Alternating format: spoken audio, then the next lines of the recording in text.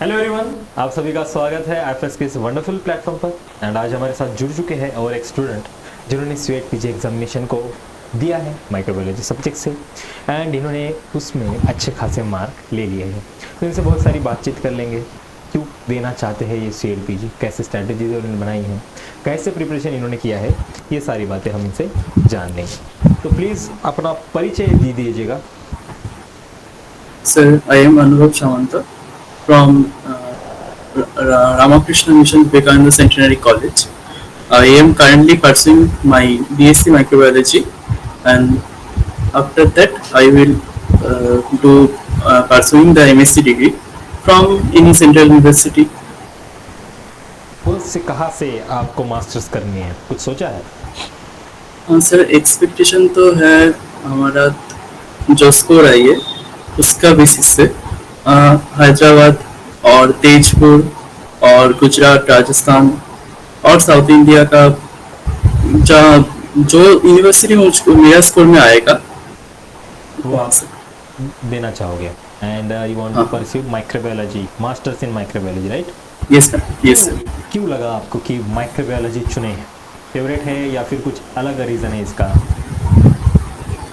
Sir जो हमारा science का नेचुरल और ट्रेडिशनल जो पार्ट है ना, जूलॉजी और बोटनी, वो तो ट्रेडिशनल है, but I feel that I prefer some applicable parts of science, so I give up NEET में हुआ था मेरा 400 प्लस हुआ था, पर उसके बाद ड्रॉप का ऑप्शन नहीं लिया। और उसके बाद मैं माइक्रोबायोलॉजी का बीएससी में एडमिशन लिया, and I have preferable microbiology that it have many various types of application in further science and research, so it's my ambition. Right. And ये खास बात है ना कि microbiologist see the unseen world, right? Yes sir. जो लोग नहीं देख पाते वो हम देखते हैं। तो क्या करना चाहोगे, मतलब एमएससी के बाद कुछ टीचिंग का सोचा है या फिर रिसर्च में जाना है या फिर बस एमएससी? सर रिसर्च में जाना है। क्या खोजना है, क्या बाकी रह गया आपकी जिंदगी में? कौन से अधूरे प्यार की कोशिश में आप खोज में लगे हुए हो? Sir I want to research about the cancer. About cancer, okay, very nice. Cancer में आपको अच्छा लगता है रिसर्च करना? बढ़िया, बहुत बढ़िया।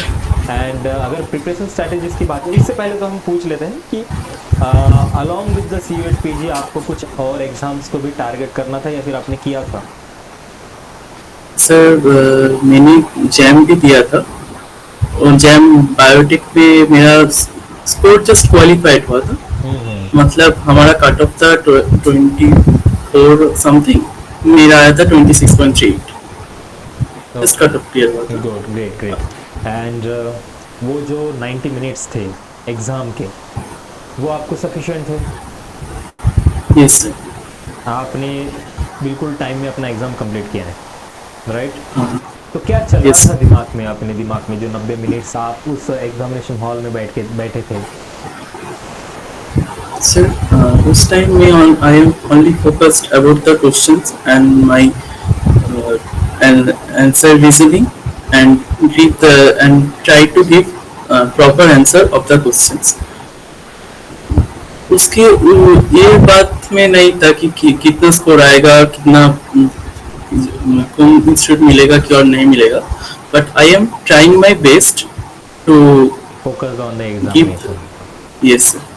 तो मतलब जो बाहर का जो प्रेशर था ना, एक्सटर्नल प्रेशर कि अच्छे मार्क्स आएंगे या नहीं, यूनिवर्सिटी मिलेगी या नहीं, मेरा मास्टर्स में अच्छे एडमिशन हुआ या नहीं, ये कुछ नहीं था आप में, बस एग्ज़ाम अच्छा देना है, बाकी का बाद में देखेंगे।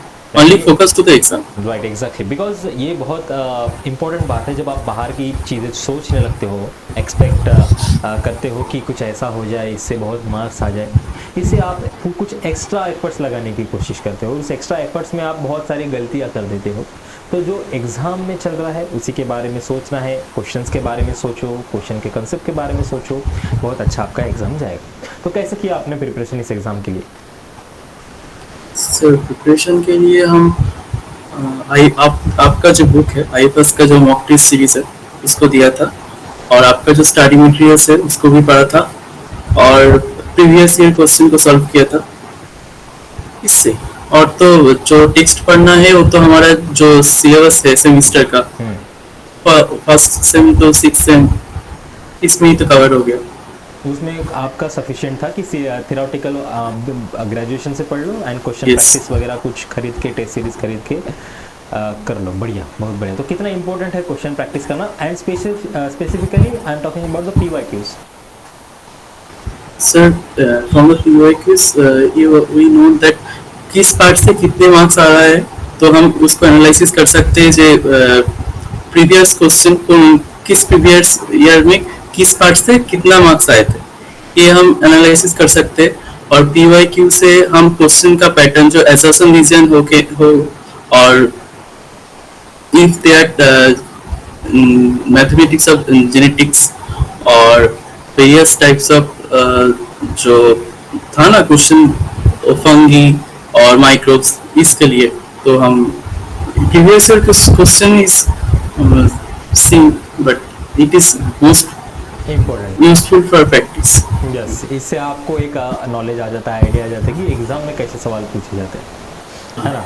एंड आपके हिसाब से कैसा था एग्जाम? हार्ड था, मॉडरेट था, इजी था? मॉडरेट था, ओके।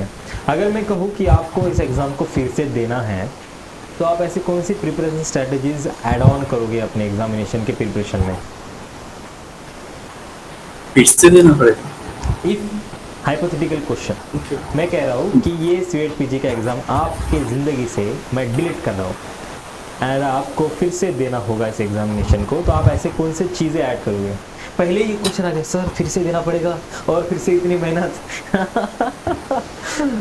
ओके, ना सॉरी तो हमको हमारा जो सेमिस्टर का पेपर्स है उसको फिर से एक बार रिवीजन करना पड़ेगा और वो जो टेस्ट सीरीज है हमको टेस्ट सीरीज बार बार रिपीट करना पड़ेगा कि हमारा जो छोटा छोटा गलती भी है ना जो हम करते हैं एग्जाम टाइम पे वो जैसे हम अवॉइड कर सकते हैं उसको। It is the most preferable that when solving the PYQs and the question sets, we take various wrong steps, wrong answer. So we should practice again and again the question series, test series, and the others. So it is preferable that test देना बढ़ाओ। Nice. And ये जो आप exam दे के आए 90 minute बाद submit button दबा के आए, तो आप एक्सपेक्ट कर रहे थे कि इतने मार्क्स आ जाएंगे या फिर आपने कुछ ज़्यादा सोचा था या फिर कुछ को अंडर कॉन्फिडेंस रखा था?